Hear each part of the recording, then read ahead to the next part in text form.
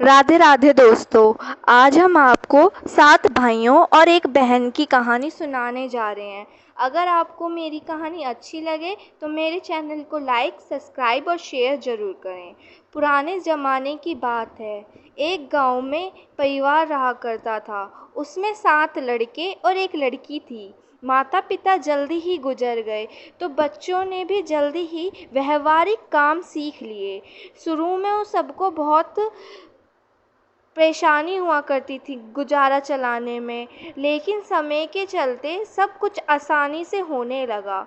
उस समय समाज के पुरुषों का काम जंगली जानवरों का शिकार करना और औरतों का काम सिर्फ घर के कामकाज करना और बच्चों को संभालना होता था। 7 भाई और एक बहन बड़े प्रेम से मिलजुल कर रहते थे। दिन निकलते ही सातों भाई शिकार के लिए निकल जाते और बहन सबके लिए खाना बनाती थी और घर के कामकाज करती थी। भाई जंगल से वापस आते तो साथ में बड़े बड़े जानवर, पक्षी को मारकर लाते थे। बहन उसके मांस को बड़े चाव से पकाती और सब भोजन करके तृप्ति का अनुभव करते। ऐसे ही दिन गुजरने लगे। एक दिन की बात है, 7 भाई जंगल को गए थे। शाम होने वाली थी। बहन सबके लिए खाना बना रही थी। जब वह सब्जी के लिए हरा साग काट रही थी, चाकू की तेज धार से उसकी एक उंगली कट गई। कटी उंगली से खून की धारा बहने लगी। उसने सोचा, यदि भाइयों ने देखा तो वे बड़े दुखी हो जाएंगे। मुझे उन्हें यह बात नहीं बतानी चाहिए। उसने बहते खून को अपनी ओढ़नी से पोंछना चाहा, किंतु लगा कि उसके भाई देख लेंगे। और फिर उसने दीवार पर पहुंचना चाहा। फिर लगा यहाँ तो अच्छी तरह से दिखाई देगा। वह बेचैन होकर इधर उधर घूमने लगी।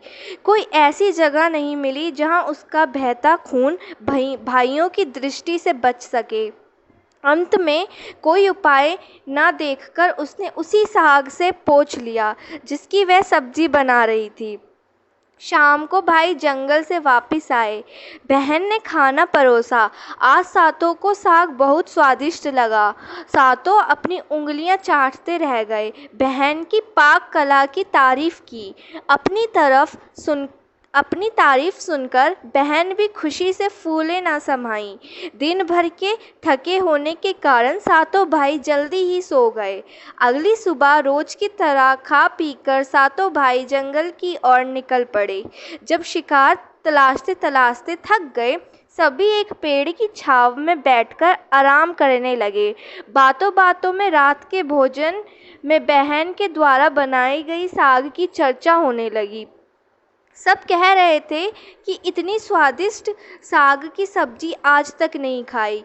सबने तय किया कि आज इसके बारे में बहन से ज़रूर पूछेंगे और जान लेंगे कि साग में उसने क्या क्या मिलाया था।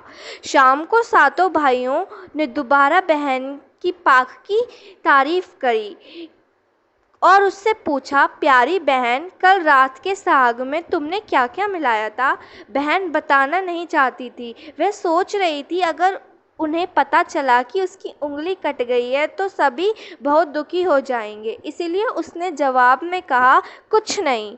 बड़े भाई ने कहा, प्यारी बहन, तुम्हें बताना ही पड़ेगा। मैं जानना चाहता हूँ कि हमारी बहन ने इतना स्वादिष्ट साग कैसे बनाया।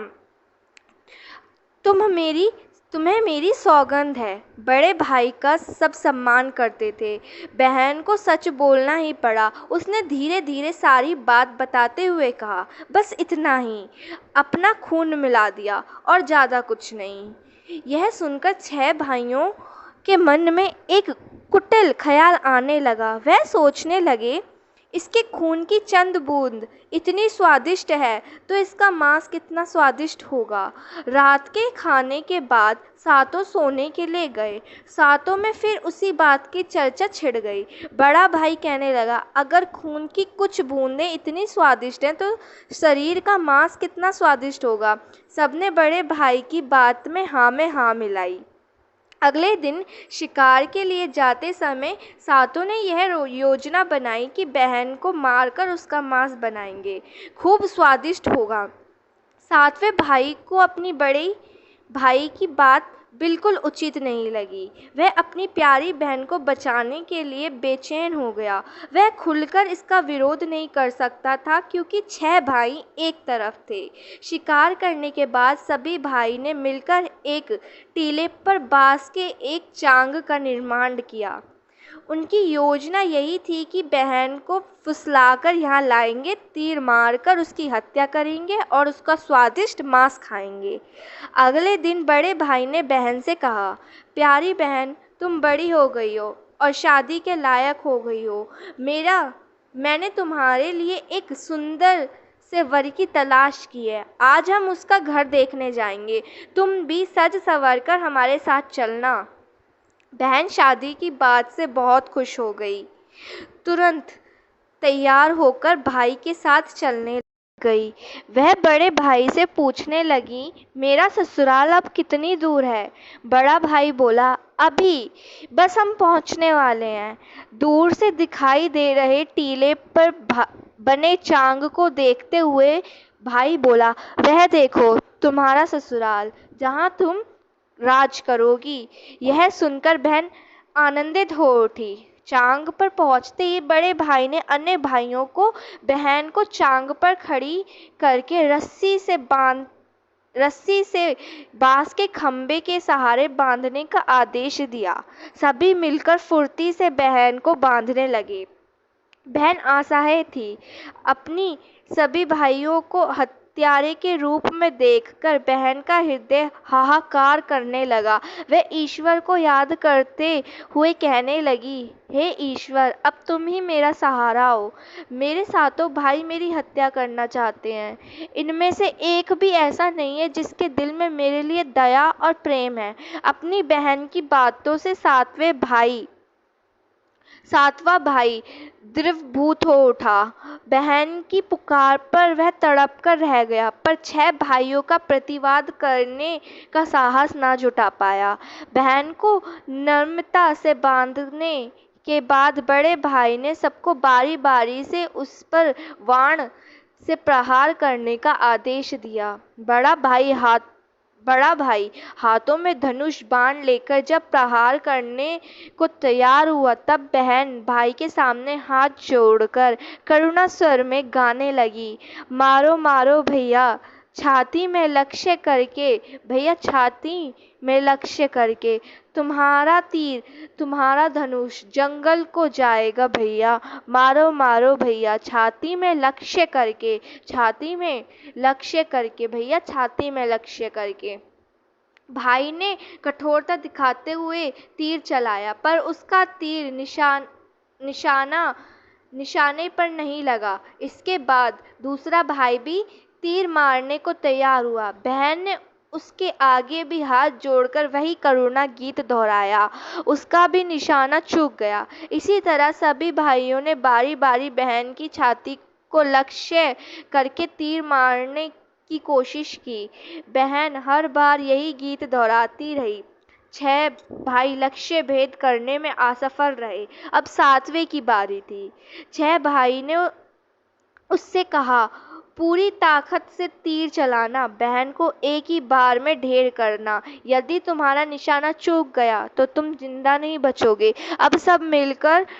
हम सब मिलकर तुम्हें मार देंगे। बहन ने छोटे भाई की जान खतरे में पड़ते देखा। उसने अपनी जान न्यौछावर करने के बारे में सोचा। वह ईश्वर से प्रार्थना करने लगी, हे ईश्वर, मेरे भाई का तीर मेरी छाती भेदने में सफल हो जाए। वह करुणा गीत गाने लगी, मारो मारो भैया छाती में लक्ष्य करके, भैया छाती में लक्ष्य करके, तेरा तीर मेरी छाती भेद जाए। मारो मारो भैया छाती में लक्ष्य करके, भैया छाती में लक्ष्य करके। छोटे भाई ने तीर चलाया। उसका तीर बहन के मर्म पर जा लगा। वह दर्द से तड़पने लगी। कुछ देर तड़पने के बाद उसके प्राण निकल गए। वह निष्पद हो गई। अपनी कुटिल योजना सफल होने पर 6 भाइयों की बाहें खिल गईं। सातों ने मिलकर मृत बहन का शरीर चांग से नीचे उतारा। 6 भाई ने मिलकर बहन के शरीर की बोटी बोटी काट डाली। बड़े भाई ने 7वें को जंगल से लकड़ी और पानी लाने का आदेश दिया। छोटा भाई पानी और लकड़ियों के साथ कुछ मछली और केकड़े ले आया। वह अंदर ही अंदर बहुत दुखी था। उसके भाई बहन का मांस बड़े चाव से पका रहे थे। वह अपनी प्यारी बहन का मांस नहीं खा पाएगा। अगर नहीं खाएगा तो अन्य भाई उसे गाली देंगे। उसने मांस बनाते समय चुपके से अपने साथ लाए मछली और केकड़े को आग में दे दिया और अपना खाने का जुगाड़ किया। चावल और मांस तैयार हो गया। जमीन पर केले के पत्ते बिछाकर उसमें सबके लिए खाना परोसा गया। छोटे भाई ने पहले ही अपने बैठने के स्थान पर एक छोटा सा गड्ढा खोद दिया था। उसने अपनी पत्तल में परोसे गए नरम मांस को चुपके से गड्ढे में डाल दिया और मछली भात खाने लगा। अन्य भाई बहन की हड्डियां चबाने लगे। वह केकड़े की हड्डी चबाने लगा। जब सबने बहन के शरीर के स्वादिष्ट मांस से अपना पेट भर लिया तो बड़े भाई ने 7वें भाई को साफ करने के लिए कहा। उसने बहन की बची हुई हड्डियां और शरीर के अन्य भाग जैसे सिर, नाखून, पंजे आदि सभी इकट्ठे कर उसी गड्ढे में डाल दिए और मिट्टी से ढक दिया। कुछ समय बाद उस स्थान पर बांस का एक पौधा उग गया। धीरे धीरे वहां बांसों का झुरमुट बन गया। एक बार कहीं से एक संत आए और उसी बांस की झुरमुट तले छुपकर मल त्याग करने लगे। उसी समय आकाशवाणी हुई, संत दुर्गंध आ रही है, संत दुर्गंध आ रही है। बार बार यह आकाशवाणी सुनाई देने लगी तो संत ने झटपट उस स्थान को साफ किया। उन्होंने झुरमुट में से एक बांध काटा और अपने साथ ले लिया। उस बांस से उन्होंने एक पीपनी बनाई। वह उसे बजाकर दिन भर लोगों के घर जाकर भिक्षा मांगते और बदले में खूब सारा उपदेश देते थे। एक दिन संत भिक्षा के लिए बड़े भाई के द्वार पर गया। तब तक 6 भाइयों का विवाह हो चुका था। केवल 7वां भाई कुंवारा था। ज्यों ही संत ने बड़े भाई के आंगन में कदम रखा, त्यों ही संत की बीमनी स्वयं बोल उठी, नहीं बजोरे पीपनी, यही है दुश्मन सबसे बड़ा। नहीं बड़े भाई के घर, नहीं बजोरे पीपनी, दया प्रेम सब छोड़कर रिश्ते में यही दाग लगाया। नहीं बजोरे पीपनी, यही है दुश्मन सबसे बड़ा। बड़े भाई के घर नहीं बजोरे पीपनी। योगी के बाजे से बार बार निकल रही इस रुदन से बड़े भाई के पसीने छूटने लगे। उसने अपनी पत्नी से योगी को तुरंत भिक्षा देकर विदा करने को कहा। इसी तरह योगी बारी बारी से 6 भाइयों के घर गया। उनके आंगन पर कदम रखते ही पीपनी के स्वर यही गीत बजने लगता।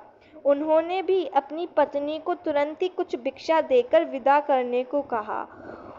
उनके मन में यह डर समा गया कि यदि इसी तरह योगी की पीपनी बजती रही तो उनकी यह पोल खुल जाएगी कि वह अपनी बहन के हत्यारे हैं। अंत में संत 7वें भाई के घर पहुंचा, जो अभी तक कुंवारा था। अब वह अकेले रहता था।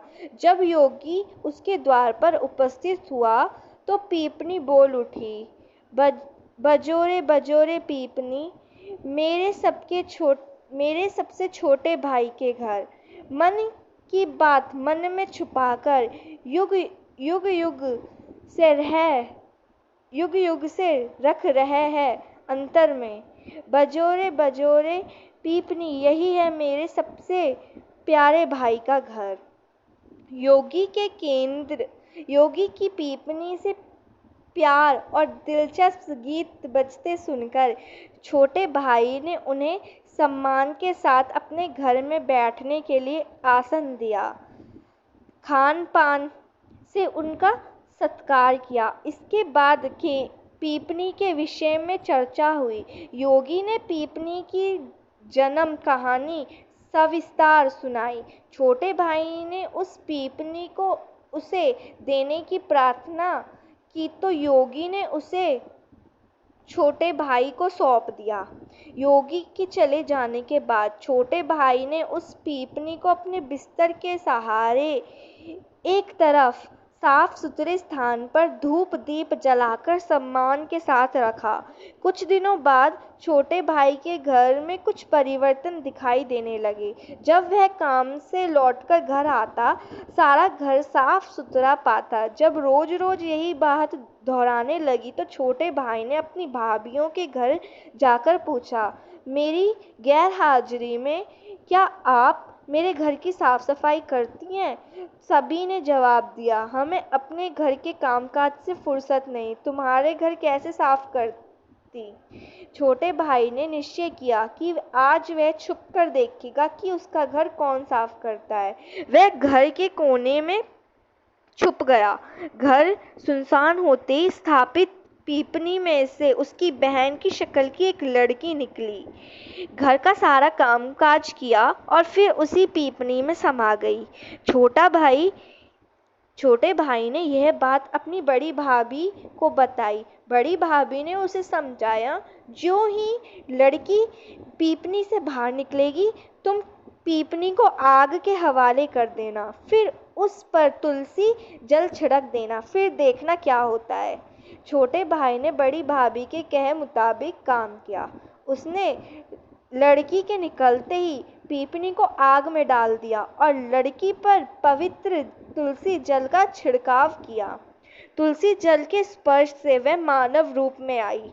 भाई ने देखा, यह तो उसकी प्यारी बहन है। उसने अपनी बहन को गले से लगा लिया। उसके बाद दोनों भाई बहन बड़े प्रेम से जीवन बिताने लगे।